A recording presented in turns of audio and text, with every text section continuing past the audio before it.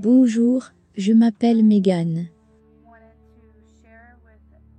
Je voudrais partager avec tous ceux qui vont écouter aujourd'hui ce qui se passe quand tu meurs. Et c'est différent pour tout un chacun. Je vais faire de mon mieux au cours de cette vidéo. Je n'en ai jamais fait auparavant. Je sens que Dieu m'appelle à le faire.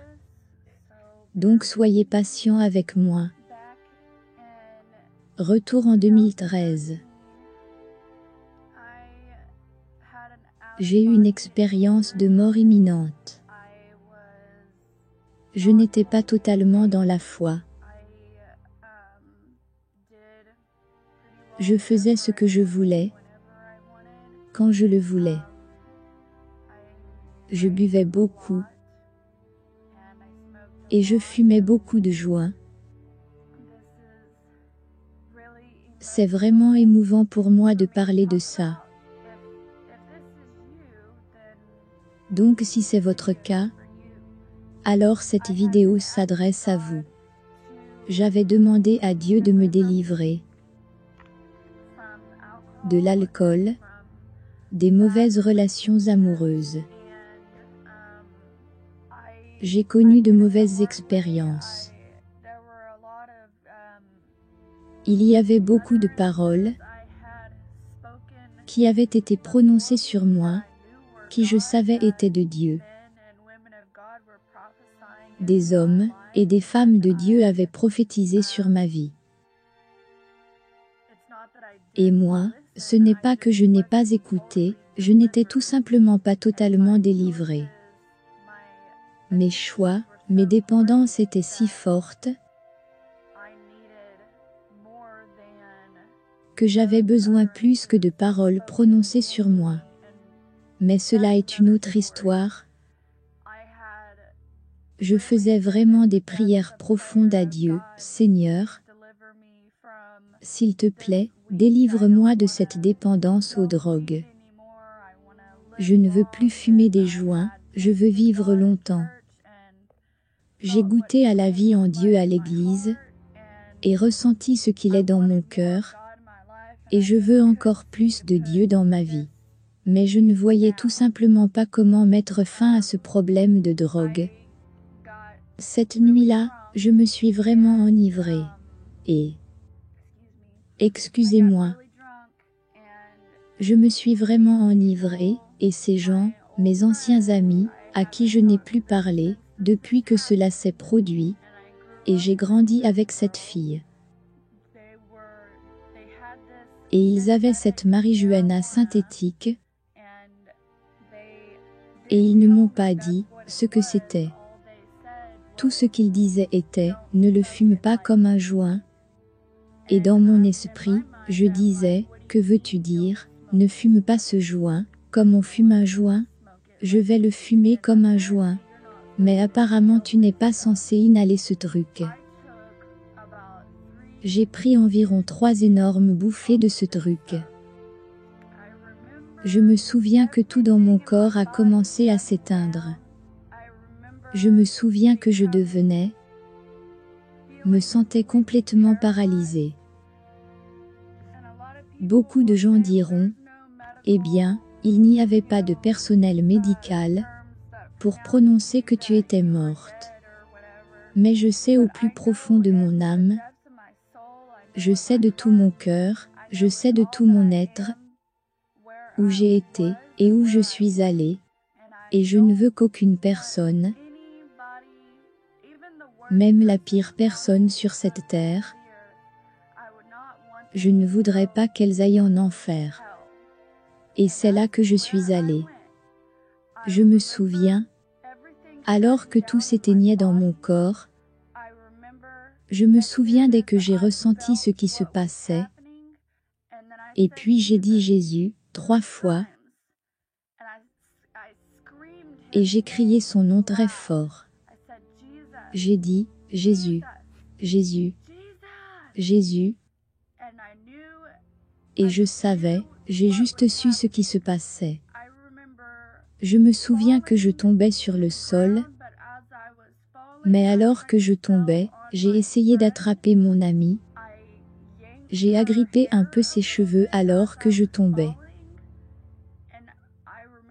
Et je me souviens qu'elle m'avait poussé dans le véhicule.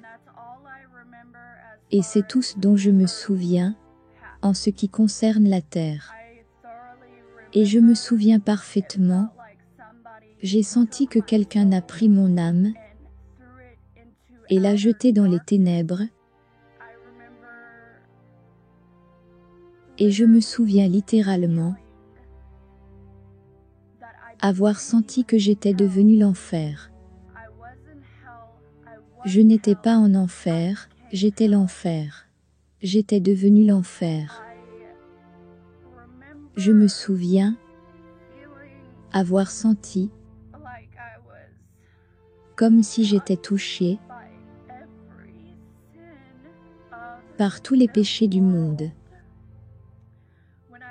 Quand j'étais là-bas, je savais où j'étais, et là, je ne pouvais pas parler.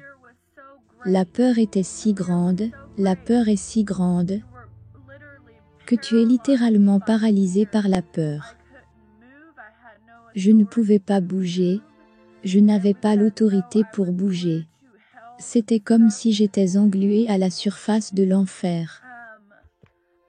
Et mon esprit n'arrêtait pas de dire, ma conscience, tout autour de moi continuait de dire, moi, en enfer? Mais je pensais que j'étais une bonne personne. Mais je croyais que j'étais une bonne personne. Et voilà ce qui se passe. Je ne pouvais pas croire que j'étais en enfer.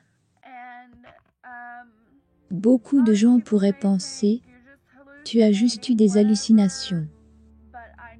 Mais je sais que ce n'était pas une hallucination. Je me souviens que j'étais entouré par de réels démons. Ils parlaient dans une autre langue différente. Je ne fus pas capable d'interpréter ce qu'ils disaient. Je me souviens juste que je n'avais aucune issue de secours, aucune autorité à qui recourir. Rien. Je me souviens parfaitement que j'allais littéralement être dévoré par eux. Je ne plaisante pas.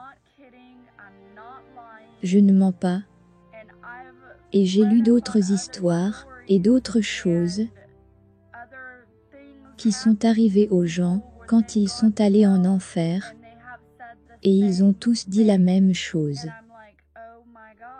Et je suis comme, oh mon Dieu, c'est exactement ce qui m'est arrivé. J'ai eu l'impression d'avoir été là-bas pendant, je ne plaisante pas, pendant des milliards, un nombre infini d'années. Mais j'ai découvert plus tard que j'étais inconsciente, hors de mon corps, que pendant environ 15 à 20 minutes. Il y a eu beaucoup de choses que je sais se sont déroulées, mais qui m'ont été enlevées de mon souvenir. Je pense que si ces choses étaient toujours là, je ne serais pas capable de fonctionner normalement dans la vie. C'est dire à quel point il y a des tourments en enfer. Ce n'est pas une place pour les enfants de Dieu. C'est un endroit pour Satan, ses démons et ses anges déchus. Dieu n'a pas créé cet endroit pour les hommes. Et je ne souhaiterais à aucune personne d'aller là-bas. Comme je l'ai dit, même à la pire personne au monde d'aller là-bas. J'ai été très bénie depuis lors. Je suis devenue sobre depuis ce jour, le 3 mars 2013. Et nous sommes maintenant le 29 septembre 2017. Je n'ai plus jamais touché de joint du tout.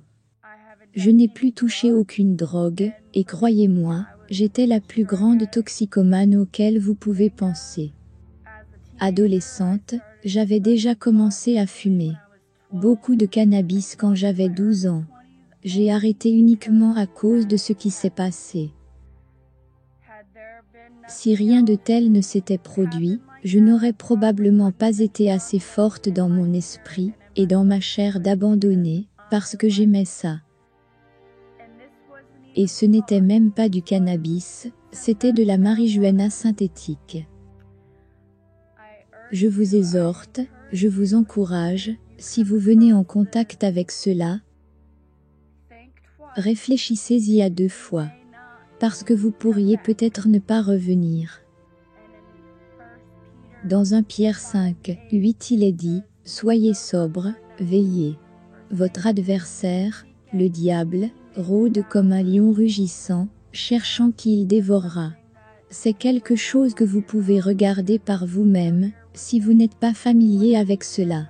Voilà, je voulais juste partager mon témoignage, et je ne voudrais qu'aucune personne aille dans cet endroit.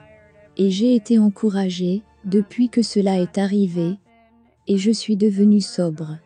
Dieu m'a béni avec un homme merveilleux, qui craint Dieu. Et j'ai eu un bébé. Il vient de se réveiller. Donc bonne chance, à vous.